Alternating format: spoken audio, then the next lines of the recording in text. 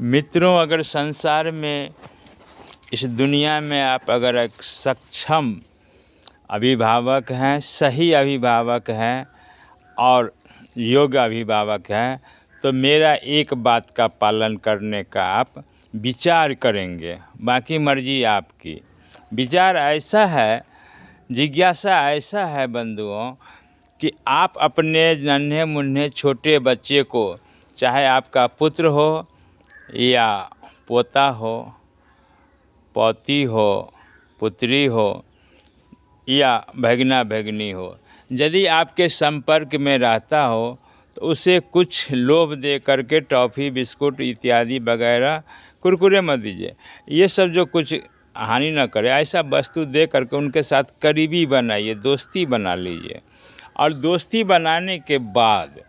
उन्हें कुछ कुछ जवाने की, ऐसा बात नहीं है कि कुछ सुनी सुनाई किस्सा आप नहीं जानते हैं, उन्हें कुछ किस्सा पिहानी सुनाइए और उसी समय में ये उसके दिमाग में ये चीज़ पूरा भरिए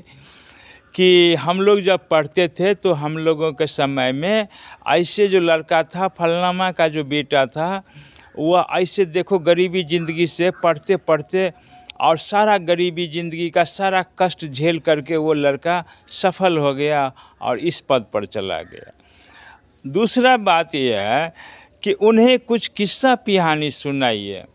हो सकता है कि टॉफ़ी बिस्कुट देने में आप असमर्थ होंगे, उतना सक्षमता नहीं होगी, तो कम से कम किस्सा कहने में तो कुछ टका नहीं लगता है, तो उन्हें किस्सा पिहानी कहिए। और किस्सा पिहानी आप अगर मान लीजिए कुछ जानते हैं, नहीं जानते हैं, भुला गए हैं, अवस्था हो गया,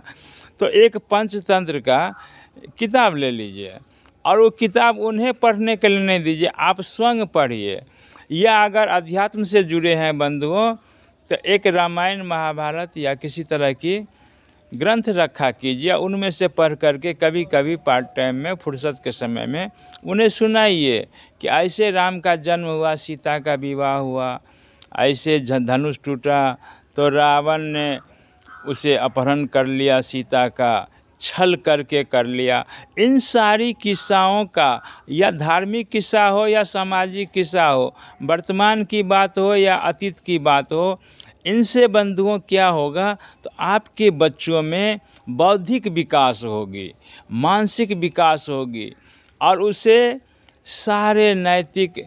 सामाजिक जिम्मेवारी की अक्ल का कुंजी खुलेगा, ताला खुलेगा और एक दिन आपके बच्चे जिस क्षेत्र में जाएंगे तो वो बहुत ज्ञानी कहलाएंगे और वो सफल ही सफल होंगे। अज्ञानी आदमी ही डरते हैं और जो ज्ञानी है, मान लीजिए हमें नदी पार करना है मित्रों,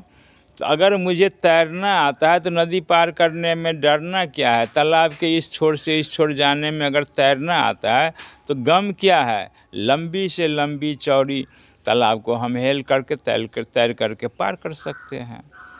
प्रातःकालीन सारे भाइयों को मेरा नमस्कार।